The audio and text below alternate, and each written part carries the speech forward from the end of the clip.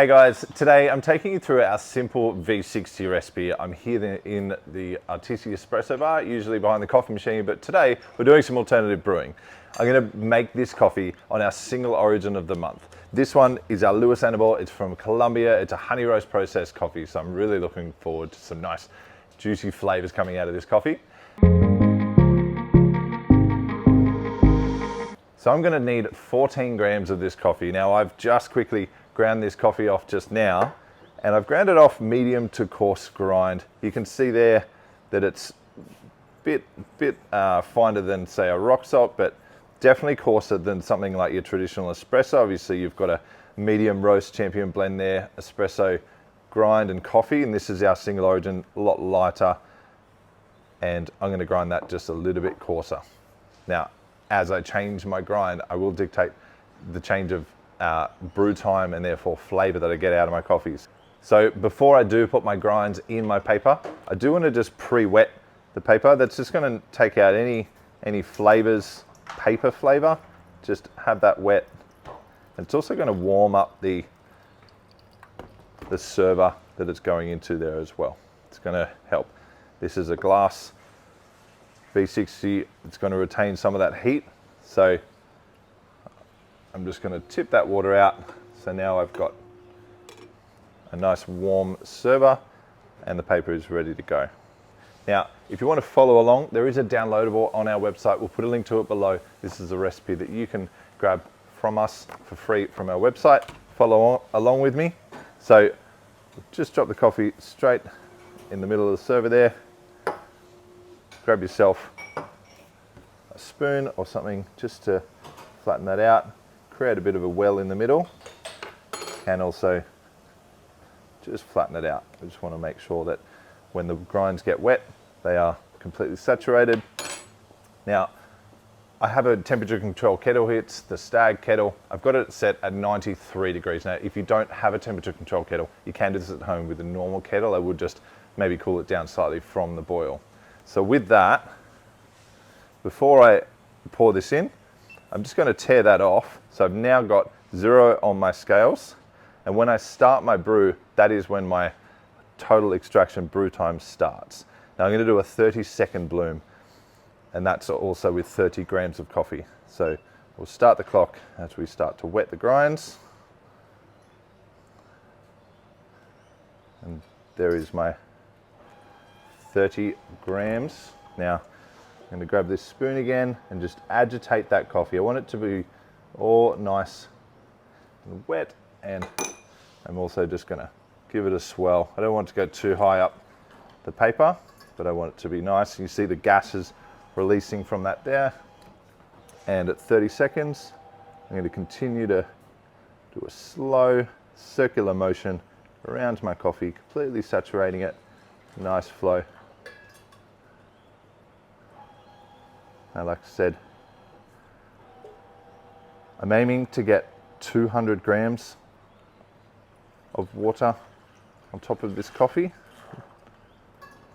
So as it extracts through the bottom, it's falling through, and I just want to keep the motion going until I do get my 200 grams. Took just over a minute to get that 200 grams of water in there. Some beautiful aromas already coming off this coffee.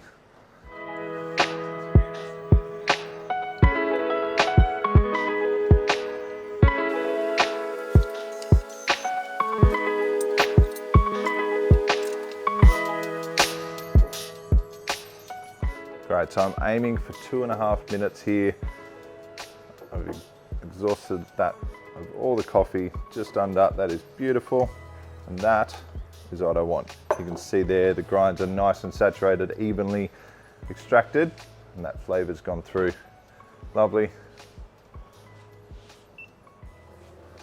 Beautiful. Pour over coffees are always nice and clean. They're a great way to drink coffee through a paper filter, especially. Just getting some nice clean coffee. And this Colombian coffee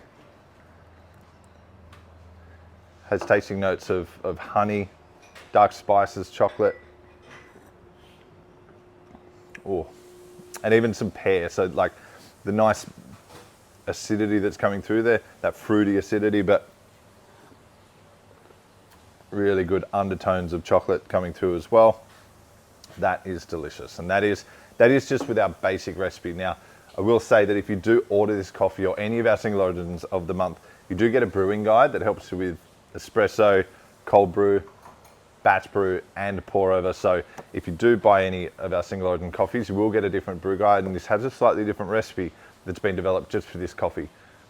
But if you do want to grab a simple guide, grab this V60 pour over guide. It's just such a simple recipe for a great tasting pour over. Now, all of this can be achieved quite cheaply. Obviously, I've got the Acaia Pearl scales here, great scales, but you could use something like a simple smart scale like these Barista scales. Now, everything here is available at artisti.com.au, so if we can help you with the gear, that's great. Head to the links below and you'll be able to get everything you need. But if you just had some kitchen scales, you could get away with that. If you just needed to catch it into a cup and you didn't have a glass server like this, this is the 1 cup Hario glass server. It does come as a 2 cup, same as your drippers. They also come as a 1 cup or a 2 cup. This is just the plastic one. It's 10 Australian dollars. It's a very cheap, it's a very cheap and simple way to brew great, delicious coffee from home. And with beautiful coffee sourced nice and fresh. Now make sure you are buying coffee from a local roaster or from a roaster like ourselves that are roasting every single week, and you're getting the best quality coffee you can. Taste it as it ages, taste it at different times of the week, and you'll see the flavors develop as well. That coffee is a week old, 7 days, and it's delicious. And it will continue to bring out some of the other sweetness and other flavors that we love about single origin coffees. So if there's any questions you have about this recipe, or if you want to follow along, of course, click on the link below for the downloadable PDF, and let us know in the comments below if you followed the recipe, how was your coffee, tell us what your recipe is. I know everyone has their way.